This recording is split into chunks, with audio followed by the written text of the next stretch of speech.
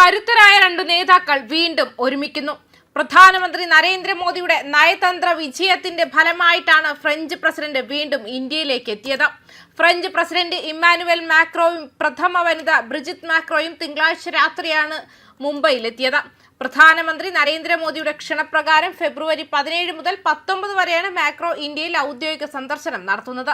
India ആതിഥേയത്വം വഹിക്കുന്ന AI impact സമ്മിറ്റിൽ പങ്കെടുക്കുന്നതിനും പ്രധാനമന്ത്രിയുമായി ഉഭയകക്ഷി ചർച്ചകൾ നടത്തുന്നതിനുമായാണ് ഇദ്ദേഹം ഇന്ത്യയിലെത്തിയത്.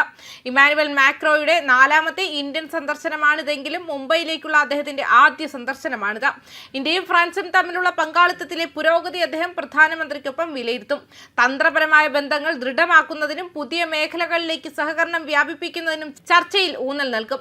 പ്രാദേശികവും ആഗോളവുമായ വിഷയങ്ങളിൽ അഭിപ്രായങ്ങൾ കൈമാറുമെന്നും റിപ്പോർട്ടുകളുണ്ട്. ഇമ്മാനുവൽ മാക്രോയുടെ ഇന്ത്യ സന്ദർശനത്തിന് മുന്നോടിയായി വ്യോമസേനയ്ക്കായി 3.25 ലക്ഷം കോടി രൂപയുടെ 114 റാഫേൽ പോർ വിമാനങ്ങൾ വാങ്ങാൻ തീരുമാനമെടുത്തിരുന്നു.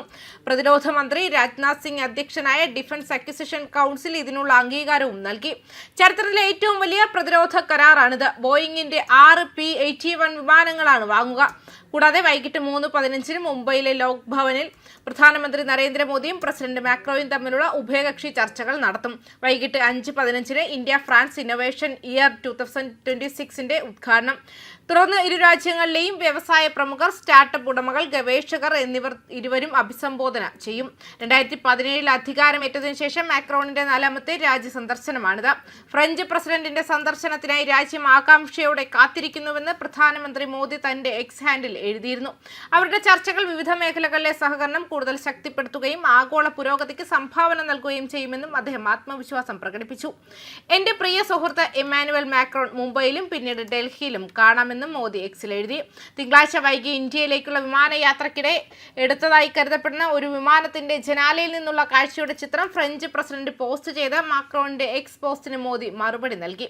ഇന്ത്യയിലേക്കുള്ള യാത്രയിൽ നമ്മുടെ തന്ത്രപരമായ പങ്കാളിത്തം കൂടുതൽ മുന്നോട്ട് കൊണ്ടുപോകാൻ മുംബൈയിൽ നിന്നും ന്യൂഡൽഹിയിലേക്ക് 3 ദിവസം മാക്രോൺ എക്സിൽ എഴുതി.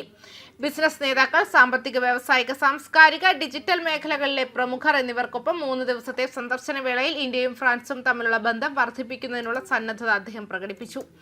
ഒരുമിച്ച് നമ്മുടെ സഹകരണത്തിൽ നമ്മൾ കൂടുതൽ മുന്നോട്ട് പോകും. നാളെ കാണാം എന്റെ പ്രിയ സുഹൃത്ത് നരേന്ദ്രമോദിയെന്നും അദ്ദേഹം എഴുതി. അതേസമയം കഴിഞ്ഞയാഴ്ച കേന്ദ്ര പ്രതിരോധ മന്ത്രി രാജ്നാഥ് സിംഗും ഡിഫൻസ് അക്വിസിഷൻ കൗൺസിലും റാഫേൽ യുദ്ധവിമാനങ്ങൾ വാങ്ങുന്നതിന് അനുമതി നൽകി.